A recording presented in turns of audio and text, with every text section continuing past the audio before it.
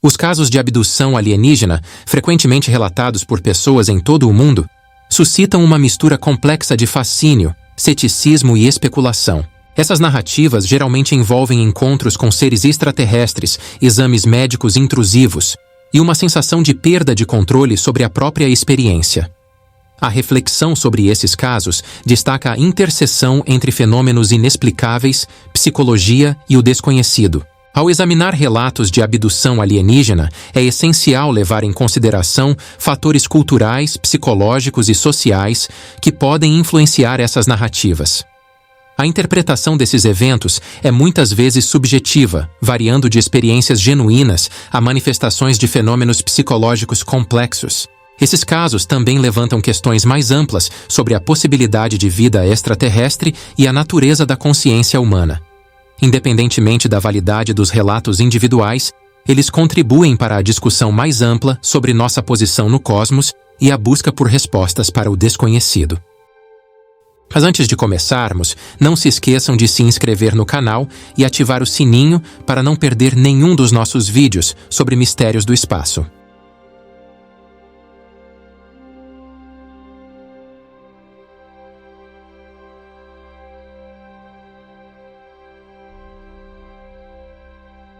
A ideia de ser levado a bordo de uma nave alienígena e examinado por entidades anônimas por razões desconhecidas é sem dúvida aterrorizante, mas há um número surpreendente de pessoas que, em alguns momentos de suas vidas, afirmam ter passado por tal experiência. Contudo, há um caso de rapto em particular que, mais do que qualquer outro, serviu para definir o campo da investigação sobre raptos. Uma história que ainda é calorosamente debatida até hoje, mais de 62 anos depois. Betty e Barney Hill, que moravam em Portsmouth, New Hampshire, estavam voltando de férias nas cataratas do Niágara em 19 de setembro de 1961, quando o incidente aconteceu. Por volta das 10h30 daquela noite, Betty avistou uma estranha luz brilhante no céu. À medida que avançavam, parecia mudar de tamanho e mover-se erraticamente, levando-os a parar na beira da estrada para observá-lo através de binóculos. Barney inicialmente acreditou que fosse um avião comercial, até que repentinamente mudou de direção, levando-o a concluir que definitivamente não era um avião. Enervado, o casal voltou para o carro e retomou a viagem. As coisas logo tomariam um rumo sinistro, no entanto, quando o objeto se aproximou desconcertantemente do carro e parecia segui-los enquanto dirigiam por um trecho de uma estrada rural isolada. Eventualmente, o OVNI virou-se e desceu em direção a eles, forçando Barney a pisar no freio para evitar uma colisão. Quando saiu do carro com o binóculo pela segunda vez, teve certeza de ver uma série de figuras humanoides olhando para ele de dentro dele. Mais tarde, ele afirmou que eles usavam uniformes e bonés pretos. Aterrorizado, o casal voltou para o carro e tentou fugir. Porém, o objeto se moveu diretamente acima do veículo, produzindo uma série peculiar de bips e zumbidos. Eles então experimentaram um período de perda de tempo, após o qual perceberam que haviam viajado cerca de 57 quilômetros ao longo da estrada, sem se lembrarem da viagem. Depois de finalmente chegar em casa, o casal encontrou sinais físicos de que algo havia acontecido com eles, incluindo marcas estranhas no carro e danos nas roupas. Mais tarde, sob hipnose, o casal lembrou-se de ter sido levado a bordo da nave alienígena e submetido a um exame médico. A história deles acabaria por capturar a atenção não apenas da mídia, mas também de cientistas e psicólogos respeitados. Era uma história tão aterrorizante quanto intrigante. Poderiam as colinas ter sido realmente abduzidas por seres extraterrestres de outro mundo, ou havia uma explicação alternativa? A verdade é que ainda não temos certeza. A existência de misteriosos seres luminosos ao longo da história desperta fascínio e intriga, desafiando nossas concepções sobre a natureza e a possível diversidade da vida. Relatos de seres luminosos em diversas culturas sugerem uma presença inexplicável que transcende fronteiras geográficas e temporais. Esses fenômenos, muitas vezes associados a eventos sobrenaturais, alimentam mitos e lendas. A reflexão sobre esses seres luminosos nos convida a explorar a interseção entre o desconhecido, a ciência e a espiritualidade.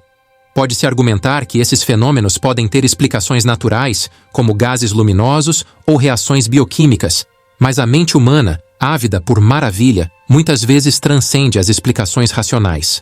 Esses misteriosos seres luminosos também destacam a importância de manter uma mente aberta para o inexplicável, incentivando a pesquisa científica e o respeito pelas narrativas culturais. A exploração desses mistérios nos lembra que o mundo ao nosso redor é repleto de maravilhas e enigmas, convidando-nos a contemplar a vastidão da existência além do que nossos olhos podem captar. No início de setembro deste ano, por exemplo, um fenômeno luminoso nos céus de Chicago, Estados Unidos, foi registrado por um motorista que parecia ser um ser flutuando sobre uma rodovia. As imagens marcantes lembram o suposto luminoso observado em Arroio de Boi, em Caxambu, município brasileiro do estado de Minas Gerais, em junho passado. Alguns estudiosos sugerem que esses tipos de fenômenos são gerados por inteligências não humanas, INH, como uma espécie de mecanismo de defesa. Teriam o objetivo de neutralizar o choque ontológico, criando deliberadamente uma experiência divina ou sobrenatural nas testemunhas. Aconteceu em El Zeitoun, bairro nos arredores do Cairo, onde fica a Igreja Copta de Santa Maria. Às 8h30 do dia 2 de abril de 1968, centenas de milhares de pessoas viram aparecer no telhado da igreja uma imagem luminosa que lembrava a Virgem com seu halo de santidade e que acabou se transformando em uma pomba luminosa. O presidente do Egito, na época Abdul Nasser, testemunhou a aparição. A polícia, pensando que se tratava de uma projeção, vasculhou os arredores sem sucesso. As aparições continuaram a ocorrer até finais da década de 70. O patriarca local declarou não ter dúvidas de que a Mãe de Deus apareceu no telhado da igreja copta. E Nasser declarou o Egito uma sociedade aberta às crenças religiosas. No dia 8 de junho de 1968, a aparição foi visível das 9 da noite até as 4h30 da madrugada sem interrupção. As aparições eram muitas vezes precedidas por luzes misteriosas que ora se localizavam acima da igreja, ora entre as nuvens que cobriam a cúpula como um dossel. Quando isso aconteceu, grandes flashes de luz saíram delas. Agora, os avistamentos de seres luminosos, embora nem sempre relacionados com a Virgem, voltam a ser galopantes, especialmente na América Latina. Na selva brasileira, por exemplo, esta aparição foi registrada recentemente e chama a atenção dos moradores como um fogo que esconde outra coisa. Alguns céticos minimizam a questão e tentam explicar o vídeo com um vulcão pirotécnico, mesmo não existindo no mercado nenhum com essa duração. Há também conspiradores que acreditam que se trata de diferentes faces do projeto Blue Beam, um projeto secreto que, utilizando tecnologia holográfica, é capaz de criar uma falsa invasão alienígena como forma de introduzir guerra psicológica e outros controles da população. A outra possibilidade mais perturbadora que formou o germe do Projeto Delphi, uma conspiração oculta. No final dos anos 80, investigadores do fenômeno OVNI de toda a Espanha assinaram um manifesto que assegurava que os objetos, as aparições marianas e outros fenômenos sobrenaturais eram faces diferentes do mesmo fenômeno que visava a manipulação da consciência humana. Esta INH utilizaria diversas manifestações de interações ou cenários absurdos para aparecer como uma entidade reconhecível dentro da cultura-alvo, como um anjo, um demônio ou uma divindade. Esses fenômenos não são uma manifestação sociológica, mas sim físicas e tangíveis, capazes de projetar imagens, utilizando luzes e sombras ao redor de seus corpos físicos. Esta forma de mascaramento visa confundir e apaziguar a testemunha ou o potencial abduzido, porque a inteligência escondida por detrás destes fenômenos sabe do choque ontológico nas testemunhas, e desta forma pode manipular a situação para criar um ambiente favorável, onde elas e só elas têm controle sobre a situação e o indivíduo.